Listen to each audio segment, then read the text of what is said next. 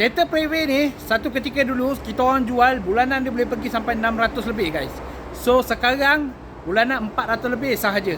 Kau dah boleh pakai dah kereta Proton Prevey 1.6 Premium tahun 2018. Saya ada 2 biji ready stock ni. Saya nak ceritakan 5 apa yang best dekat Proton Prevey ni.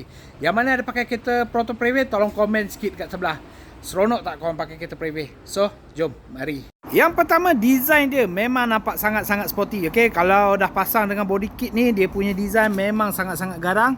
Siap dengan full body kit sekali dengan sport ring yang gelap. Okay, memang nampak sangat-sangat sporty guys. Yang kedua, dia datang dengan ciri-ciri keselamatan yang tinggi. Dia datang dengan 10 airbag guys. Daripada tepi, kiri, kanan, depan sampai 4 airbag. Kat atas pun ada. Even dekat bahagian belakang pun dia bagi airbag juga guys. Ada kat sini. Dekat bahagian belakang ni pun ada airbag.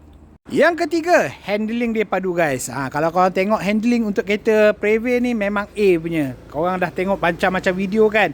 Kalau ada emergency brake ataupun tukar line secara tiba-tiba, dia tak goyang, dia tak buang guys. Memang padu, cantik.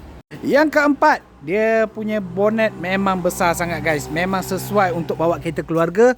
Nak pakai long distance pun puas hati. Okay? So kalau korang tengok dia punya bonnet ni, memang boleh masuk luggage dalam 3-4 yang besar-besar punya, tak ada masalah. Yang kelima, enjin yang padu guys. Sebab dia datang dengan turbo spec. Okay? So untuk turbo ni jangan risau. Kalau yang risau turbo lag semua, kita ada bagi 3 tahun warranty untuk enjin, gearbox, turbo dengan computer box dia. Okay? So jangan risau, enjin dia kalau korang jaga cantik, turbo dia kalau korang jaga maintenance dia, takkan ada masalah. Memang akan tip-top punya.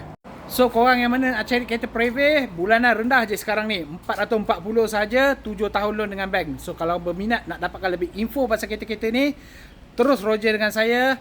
Tekan sahaja link dekat dalam profile, terus ke rumah hijau saya. Okay? So kalau nak mencari kereta terpakai yang berkualiti dengan warranty yang panjang, kontak dengan saya Syahrir di Bang Photo. Assalamualaikum guys.